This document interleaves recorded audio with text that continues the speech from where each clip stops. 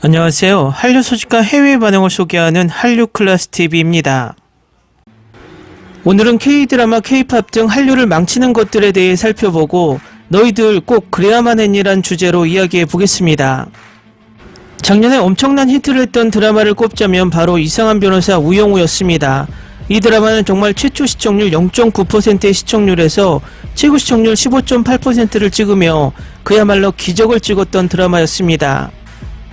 그리고 넷플릭스 방영 시 최초 전세계 동시 방영을 했던 것이 아니라 아시아를 시작으로 북미, 유럽을 거쳐서 마지막으로 남미로 이어지는 시간차 방송이 되면서 뒤늦게 남미에서 폭발하며 넷플릭스 전세계 1위까지 찍으며 국내뿐만 아니라 국제적으로도 성공을 거두며 시즌2를 준비하는 드라마가 되었습니다.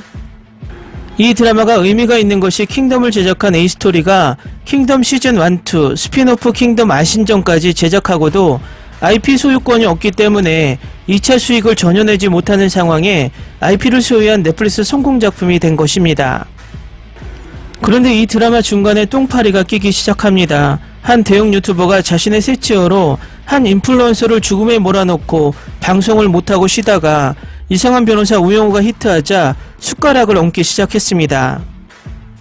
결론은 자신의 복귀 영상으로 가장 큰 이슈를 일으키고 있던 이상한 변호사 우영우 속 인권 변호사 이야기야 동성애 장면을 문제 삼아 공격을 시작하며 그 유튜버를 추종하는 세력들이 한동안 악플을 쏟아내며 자칫 이 드라마에 오물이 묻을 뻔했습니다. 저도 그 당시 그들의 주장을 반박하는 영상을 만들어 반격했던 기억이 생생합니다.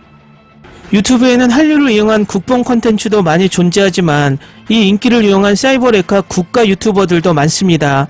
인기만 얻으면 그곳에 올라타서 그 인기를 갉아먹는 악마들이 존재합니다.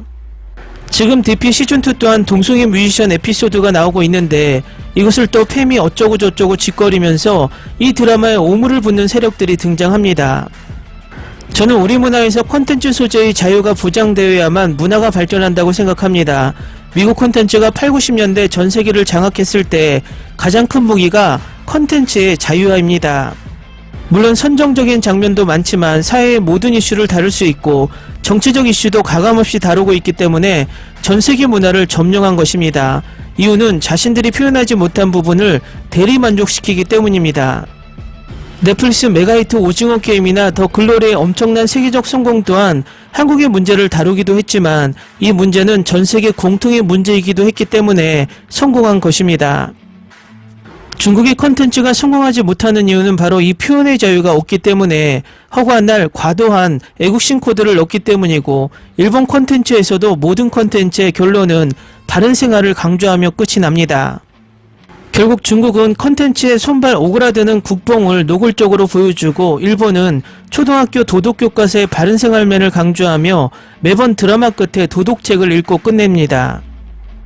예를 들어 이번에 넷플릭스 2위에 오른 일본 애니 한마바퀴 또한 엄청나게 잔인한 장면 속에서도 일본 무술의 엄청난 찬양과 뜬금없이 마시는 일본차가 세계 최고라고 노골적으로 강조합니다. 그리고는 사람을 마구마구 잔인하게 죽여도 그 속에 거창한 도덕성이 있는 듯 가식을 떱니다. 각설하고 중국이나 일본 모두 중국은 정부의 눈치를 보며 표현의 자유를 스스로 억압하고 일본은 혼내와 전체주의 속의 무의식적인 표현의 자유를 스스로 억압하는 분위기가 존재합니다. 이것이 K-컨텐츠와 중국, 일본 컨텐츠의 근본적인 차이를 만드는 것입니다. 두 번째, 한류를 망치는 세력은 과도한 자기 검열을 하는 중국풍에 민감한 세력들입니다. 이 세력들은 중국인들을 그렇게 싫어하면서 주장은 중국인들과 똑같은 주장으로 한류 콘텐츠에 오물을 묻힙니다. 2021년 조선구마사의 과도한 중국풍 사용으로 인해 문제가 커지면서 일부 한국인들이 갑자기 K드라마 중국풍 감별사로 나서고 있습니다. 물론 조선구마사의 과도한 왜곡은 저도 비판받아야 한다는 것이 맞다고 생각하지만 그 후에 K사극만 나오면 이 중국풍의 논란을 비껴가는 드라마가 없었다는 것입니다. 작년에 TVN에서 방송된 슈룹이 가장 큰 중국풍 이슈의 희생작입니다. 이 드라마에 나오는 현판 이름과 주전자 이름을 가지고 이번에도 또 유튜버 하나가 엄청난 것을 발견한 듯 중국풍이라고 비난을 합니다. 드라마 전체에서 현판 이름과 주전자 이름 두 개가 중국에서 사용되었다는 이유로 이 드라마는 중국풍 드라마라고 낙인을 찍고 또 우리나라 기레기는 이 이슈를 기사화합니다. 그런데 그 유튜버 주장의 근거는 딱 한 가지입니다. 그 현판은 우리나라에서 잘 사용하지 않는 현판 이름이고 주전자 이름은 네이버 중국어 사전에는 나오지만 국어 사전에는 없다는 것입니다. 제가 이것 또한 반박 영상을 올렸지만 이 부분에서 역사학자가 직접 나서서 현판도 중국 영향권에 있어서 간혹 사용했고 주전자도 중국에서 들어온 것이라면 한자 문화권에서 그대로 사용되었다는 것입니다. 이런 사실이 있는데도 유튜버의 한마디가 역사학자의 말을 이기고 이 드라마는 중국풍 드라마로 오명을 쓰게 되었다는 것입니다. 세 번째는 한류를 망치는 프로 불편러들입니다.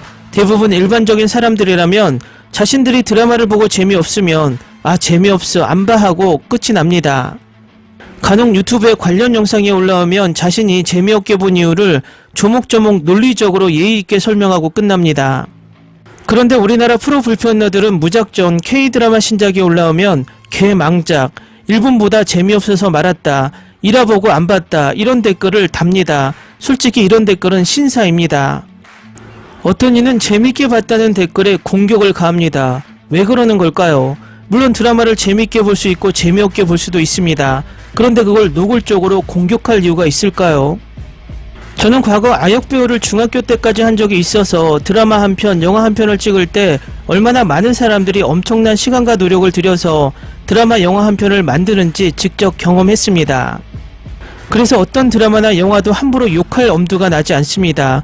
왜냐, 그 사람들이 그 드라마, 영화 제작에 얼마나 노력을 기울였는지 알기 때문입니다. 만약 당신이 엄청난 노력으로 어떤 글을 쓰거나 그림을 그렸는데 지나가는 사람이 개망작이네란 한마디를 하면 당신의 기분은 어떨까요?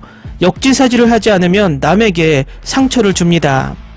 네 번째는 중국인과 일본인이 한국인처럼 가장에서 다는 K-콘텐츠에 대한 비하 악플입니다. 이것은 제가 직접 경험했고 지난번에 제가 예시를 올려드렸기 때문에 더 이상 설명하지 않겠습니다. 다섯 번째는 쓸데없이 한류에 정부와 그 관계자들의 간섭입니다. 이 부분도 자주 말해왔기 때문에 지원은 하되 간섭은 하지 말라라는 이 말만은 절대 지켜주길 바랍니다. 정부가 한류에 간섭하기 시작하면 문화 콘텐츠는 정치화되고 표현의 자유가 억압되고 블랙리스트 같은 역사가 되풀이되면 우리 문화 콘텐츠는 몰락의 길로 간다고 봅니다. 어쨌든 여러분이 간과하는 정말 한류를 망치는 것은 외부에도 있지만 진짜 적들은 내부에 있다는 것을 꼭 인지했으면 하는 바람입니다. 재밌게 잘 보셨나요? 여러분의 구독, 좋아요, 댓글, 알람 설정은 콘텐츠 제작에 큰 힘이 됩니다. 그리고 항상 하시는 일마다 대박 나시고 행복하시길 바랍니다.